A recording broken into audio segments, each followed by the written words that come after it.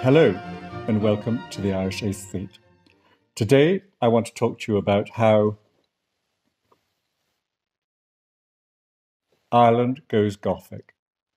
Now, you'll have immediately noticed that the letter K is at the end of that word. That's how Gothic was often spelt in the 18th century.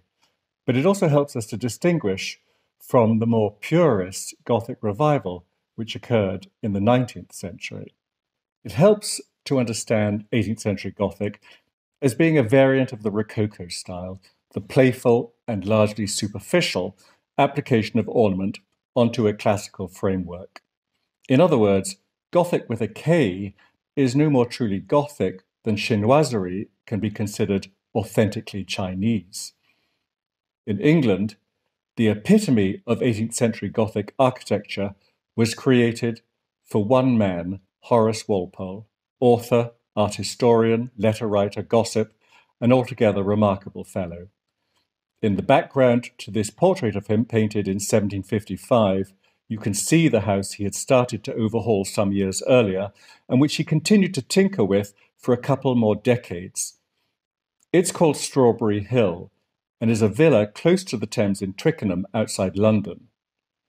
The interiors of Strawberry Hill, such as the gallery, demonstrate the entertaining but not particularly scholarly application of Gothic decoration in a building. This use of decorative features would be abhorrent to 19th century purists like Augustus Welby Pugin, but let's face it, which one of these two men would you rather have around for dinner, po-faced Pugin or the fun-loving Horace Walpole? Although the Gothic style was extremely popular in the 19th century in Ireland, its 18th century precursor was less fashionable here. I think the reason, at least in part, lies in Ireland's history. During the 16th and 17th centuries, the country underwent the most enormous series of upheavals, a whole sequence of wars, diseases, famines, disruptions, that basically meant that by the time you get to 1700, the country was exhausted and just longed for peace and stability. The new governing class that had come to power in the country around this time wanted to leave their own distinctive mark on the landscape of Ireland. As a result, classicism, which was then equated with modernity and cosmopolitan civilization, was in demand. Classicism represented order and control. In other words, what the ruling elite of the period sought to achieve for itself in Ireland. On the other hand, Gothic in this country would have evoked the turbulent and not-so-distant past when chaos reigned, evidence of which was visible in the ruins of an earlier order found everywhere one turned. So we don't see so much of Gothic with a K here, although it does sometimes turn up in parklands used for follies and other such buildings. At Castletown, County Kildare, for example, the house, built in the first decades of the 18th century, epitomizes the smart new Palladianism then coming into vogue. But a few decades later, the house's then chatelaine, Lady Louisa Connolly, decided to introduce a little bit of Gothic into the mix. Far away from the main building stood a plain little lodge. In 1785, Lady Louisa embellished this with the application in limestone of a semi-polygonal Gothic facade. The design for this came from a book published some 40 years earlier by a rather eccentric English architect and gardener called Batty Langley. His work was enormously popular, although strangely enough Horace Walpole didn't approve of it and called him that barbarous architect.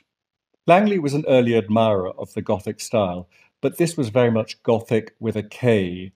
In the case of the Castletown Lodge, it was literally a surface overlay on a classical frame. Tellingly, he called this particular work a Gothic temple, thereby recalling the spirit of the ancient world. Langley's ideas and designs were widely copied. Indeed, Lady Louisa wasn't the only person to use this particular one. A very similar Gothic temple can be found in the grounds of Bramham Park in Yorkshire. Because Gothic at the time was considered just a style with no particular ideology behind it, that would have to wait for the 19th century, it could cheerfully be mixed in with other styles. This was the case, for example, on an estate at Marino on the outskirts of Dublin developed by the first Earl of Charlemont. Today, Marino is renowned for a neoclassical jewel, the casino designed for Lord Charlemont by Sir William Chambers and completed around 1775. Now the casino is largely surrounded by suburban housing, but at the time it was part of a parkland running to a couple of hundred acres and containing many other small buildings, some of them looking quite different to this one. Not too far from the casino, for example, stood a Gothic tower called Rosamond's Bower. This was meant to evoke Fair Rosamond, the beautiful mistress of Henry II, who, according to legend, the king hid at Woodstock in Oxfordshire in order to protect her from the wrath of his wife, Eleanor of Aquitaine. Stylistically, nothing could differ more from the casino than did Rosamond's Bower, or indeed some of the other follies constructed at Marino. And yet, Lord Charlemont, admired as the great champion of neoclassicism, had no problem with the juxtaposition. Seeing the casino in isolation, as is now the case, misrepresents its original place in the landscape and in the mind of the man who commissioned it. Lord Charlemont's eclectic approach was also adopted by Michael Frederick Trench, who in the 1770s constructed a new residence for himself at Haywood in County Laois. Again, it's very neoclassical in design and has been attributed to James Gandon. But in the surrounding parkland, Trench proceeded to erect a number of structures quite different in style, such as a slender hexagonal Gothic column of limestone, which serves both to commemorate his friendship with a distant cousin and also to mark the distance to various locations, including Ballinakil, the local town, and Dublin. Closer to the house, we find what remains of a Gothic orangery built of red brick with limestone hood mouldings and obelisk pinnacles along the roofline. By way of variation, not far away from this, although long since lost, stood an Ionic Temple of the Winds. On a lower site is another extant folly, one that was meant to suggest it was the remains of a medieval church, and indeed it incorporates a fine tracery window said to date from the 15th century and to have been brought from the former Dominican friary at Ahabow, some 12 miles away.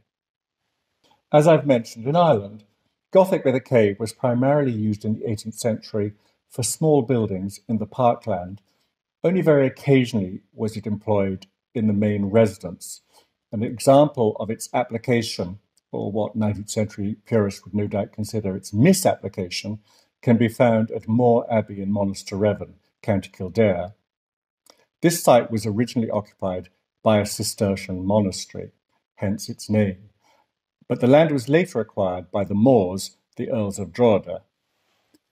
In 1767, at the request of the 6th Earl, architect Christopher Myers is recorded as having beautifully repaired the ancient abbey by enlarging the windows, placing a new roof and recompartitioning the whole, preserving, however, the external walls and original form, except somewhat lengthening the eastern front.